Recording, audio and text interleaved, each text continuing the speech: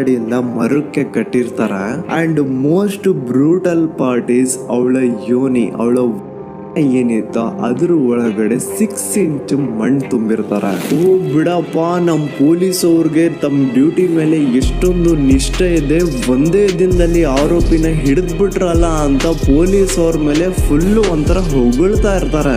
ಆದ್ರೆ ಪಾಪ ಜನರಿಗೆ ಎಲ್ಲಿ ಗೊತ್ತಿತ್ತು ಈ ಕೇಸ್ ನ ರಿಯಲ್ ಆರೋಪಿ ಬೇರೆ ಯಾರೋ ಇದಾರೆ. ಪೊಲೀಸ್ ಅವರೇ ಈ ಕೇಸ್ ನ ಮಿಸ್ಲೀಡ್ ಮಾಡೋದಕ್ಕೆ ಸುಮ್ನೆ ಸಂತೋಷ್ನ ಅರೆಸ್ಟ್ ಮಾಡಿದ್ದಾರೆ ಅಂತ. ಪೊಲೀಸ್ ಅವರು ಈ ಕೇಸ್ ಅಲ್ಲಿ ಕರಪ್ಟ್ ಆಗಿದ್ದಾರೆ, ಪೊಲೀಸ್ ಅವರೇ ಸತ್ಯ ಮುಚ್ಚಿಡ್ಲಿಕ್ಕೆ ಟ್ರೈ ಮಾಡ್ತಿದ್ದಾರೆ. ಹಾಗಾಗಿ ಈ ಕೇಸ್ ನ ಇನ್ಮುಂದೆ ಪೊಲೀಸ್ ಅವರಲ್ಲದೆ CBI ಅವರು ಇನ್ವೆಸ್ಟಿಗೇಷನ್ ಮಾಡಬೇಕು, ಈ ಕೇಸ್ ನ CBI ಒಪ್ಸಿ ಅಂತ ಅಗೇನ್ ಪ್ರೊಟೆಸ್ಟ್ ಗಳು ಸ್ಟಾರ್ಟ್ ಆಗ್ತವೆ. ಸೌಜನ್ಯ ಕೇಸ್ ಒಂದೇ ಅಲ್ಲ, ನಾರಾಯಣ ಹಾಗೂ ಯಮುನಾ ಕೇಸಲ್ಲೂ, ವೇದವಲ್ಲಿ ಕೇಸಲ್ಲೂ, ಆ ಬ್ಯಾಂಕ್ ಮ್ಯಾನೇಜರ್ ನ ಕೇಸಲ್ಲೂ ಹಾಗೂ ಪದ್ಮಲತಾ ಕೇಸಲ್ಲೂ ಸೀದಾ ಡೈರೆಕ್ಟ್ ಡೌಟ್ ಬರೋದೆ ಊರಿನ ಗೌಡ್ರ ಮೇಲೆ. ಸೌಜನ್ಯ ಕೇಸ್ ಬಿಟ್ಟು ಆ ಇನ್ನೊಂದು ಕೇಸ್ ಯಾವುದು, ಅದಕ್ಕೂ ಸಂತೋಷ್ಗೂ ಏನ್ ಸಂಬಂಧ, ಅದ್ರಲ್ಲಿ ಯಾಕೆ ಸಂತೋಷ್ನ ಪೊಲೀಸರು ಫಿಟ್ ಮಾಡಿದ್ರು ಅಂತ ಪ್ರತಿಯೊಂದು ಹೇಳ್ತೀನಿ.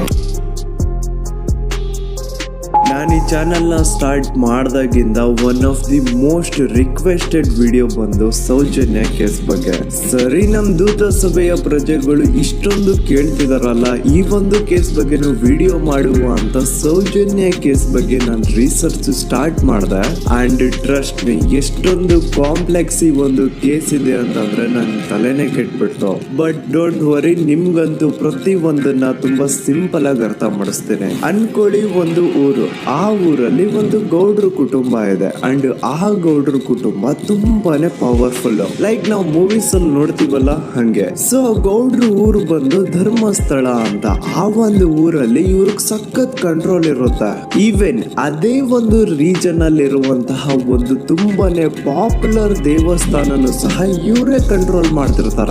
ಆ ಒಂದು ದೇವಸ್ಥಾನ ಇಂದ ಈ ಗೌಡ್ರ ಕುಟುಂಬಕ್ಕೆ ಎಷ್ಟೊಂದು ದುಡ್ಡು ಬರ್ತಾ ಇರುತ್ತೆ ಅಂತಂದ್ರೆ, ಅದೇ ದುಡ್ಡಲ್ಲಿ ಇವರು ಬೇಜನ್ ಪ್ರೈವೇಟ್ ಪ್ರೈಮರಿ ಅಂಡ್ ಹೈಸ್ಕೂಲ್ಸ್ ನ ಸ್ಥಾಪನೆ ಮಾಡಿರ್ತಾರೆ, ಬೇಜನ್ ಪ್ರೈವೇಟ್ ಮೆಡಿಕಲ್ ಕಾಲೇಜಸ್ ಇರ್ತವೆ ಅಂಡ್ ಬೇಜನ್ ಪ್ರೈವೇಟ್ ದೊಡ್ಡ ಹಾಸ್ಪಿಟಲ್ಸ್ ಇರ್ತವೆ. ಒಟ್ಟಲ್ಲಿ ಹೇಳ್ಬೇಕು ಅಂತಂದ್ರೆ ದುಡ್ಡಿನ ಸುರಿಮಳೆ ಇವ್ರಿಗೆ. ನೋಡಿ, ನಮ್ಮ ಭಾರತ ದೇಶದಲ್ಲಿ ಒಂದು ಕಾನೂನು ಇದೆ, ದ ರಿಲಿಜಿಯಸ್ ಎಂಡೋಮೆಂಟ್ ಆಕ್ಟ್ 1863 ಅಂತ.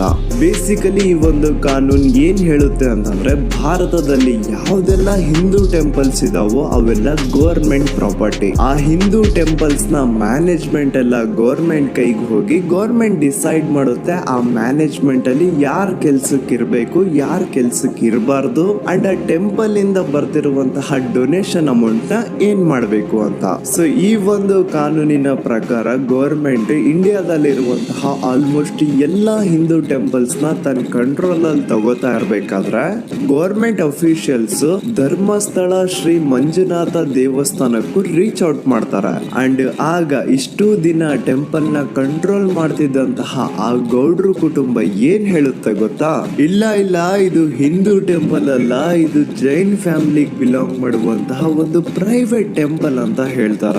ನಾನು ಇಷ್ಟು ದಿನ ಧರ್ಮಸ್ಥಳ ಶ್ರೀ ಮಂಜುನಾಥ ದೇವಸ್ಥಾನ ಒಂದು ಹಿಂದೂ ಟೆಂಪಲ್ ಅಂತ ಅನ್ಕೊಂಡಿದ್ದೆ, ಆದ್ರೆ ಈಗಷ್ಟೇ ನನಗೂ ಗೊತ್ತಾಗಿದ್ದು ಇದು ಹಿಂದೂ ಟೆಂಪಲ್ ಅಲ್ಲ, ಇದು ಒಂದು ಜೈನ್ ಫ್ಯಾಮಿಲಿಗೆ ಬಿಲಾಂಗ್ ಮಾಡುವಂತಹ ಪ್ರೈವೇಟ್ ಜೈನ್ ಟೆಂಪಲ್ ಅಂತ.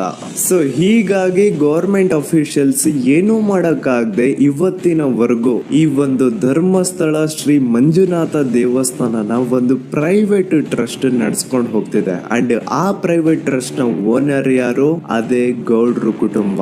ನೋಡಿ, ನಾನು ಈ ವಿಡಿಯೋದಲ್ಲಿ ಯಾರ್ದು ರಿಯಲ್ ನೇಮ್ಸ್ ನ ಬಳಸ್ತಿಲ್ಲ. ಪ್ರೀವಿಯಸ್ಲಿ ಬೇರೆ ಯೂಟ್ಯೂಬರ್ಸ್ ತಮ್ಮ ವಿಡಿಯೋಸ್ ಅಲ್ಲಿ ರಿಯಲ್ ನೇಮ್ಸ್ ನ ಬಳಸಿದ್ದಾರೆ ಅನ್ನೋ ಒಂದೇ ಒಂದು ಕಾರಣಕ್ಕೆ ಅವ್ರ ವಿಡಿಯೋಸ್ ನ ಡಿಲೀಟ್ ಮಾಡಿಸಿದ್ದಾರೆ. ಸೊ ಅವ್ರ ಜೊತೆ ಆಗಿದ್ದು ನನ್ ಜೊತೆ ಆಗೋದ್ ಬೇಡ, ಸತ್ಯ ಮುಚ್ಚೋಗೋದು ನನ್ಗಿಷ್ಟ ಇಲ್ಲ. ಹಾಗಾಗಿ ನಾನಿಲ್ಲಿ ರಿಯಲ್ ನೇಮ್ಸ್ ನ ಬಳಸ್ತಿಲ್ಲ. ಆದ್ರೆ ನಾನು ಯಾರನ್ನ ಪಾಯಿಂಟ್ ಔಟ್ ಮಾಡಿ ಹೇಳ್ತಿದ್ದೀನಿ ಅನ್ನೋದು ಮಾತ್ರ ನಿಮಗ್ ತುಂಬಾ ಕ್ಲಿಯರ್ಲಿ ಅರ್ಥ ಆಗುತ್ತೆ. Don't worry.